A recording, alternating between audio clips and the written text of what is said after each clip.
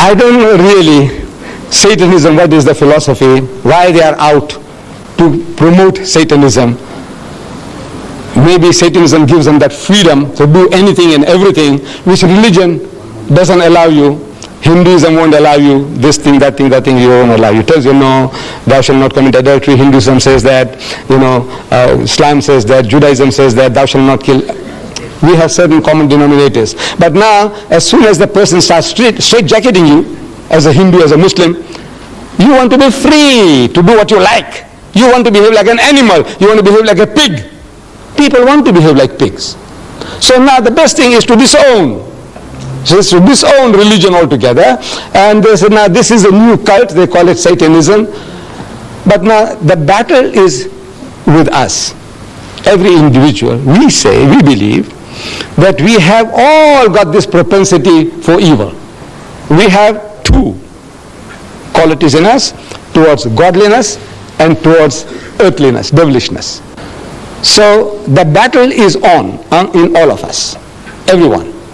The Holy Prophet Muhammad, he described this situation beautifully to his companions. While they are around him, he's telling them that shaitan, that's Satan or devil, shaitan courses through the body of man like the blood. He's passing through you. He's each and every fiber of you. He permeates you. Everybody. Shaitan, man means mankind. Shaitan courses through the body of man like the blood. It's imperceptible. It's there. Your blood is moving and going and doing the job without you feeling that the heart is pumping and now supplying blood to the brain to allow me to think. Without that I can't think. But all this is all automatic. Similarly, this evil propensity also in man is permeating him like the blood. Everybody. Muhammad says this, everybody. He said, what about you? See, they had the right to ask questions. You too. He says, me too. But mine is under control. Only difference is that the temptations are there, everybody, unless there's something wrong with you. You remember I described before? Something wrong with you. You are impotent or you are a lunatic. Those are different matters. But otherwise, everyone, we have these propensities and the battle is on.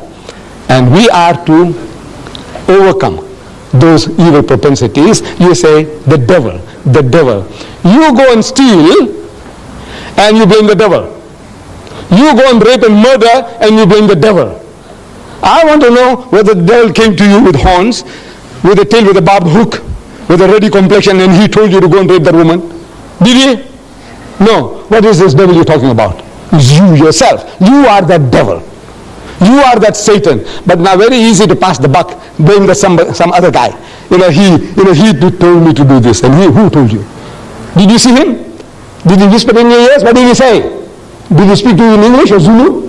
That's Satan you're talking about. What did he tell you? In Tamil? What did he tell you? So this is like good thing, passing the buck. The thing is, it's with you, in me, in you, in me, and we are to give battle to these forces through the guidance of God. Whatever God tells us, he says, no, I shall not do it, I'm programmed. So we are shown the two broad highways according to the Quran.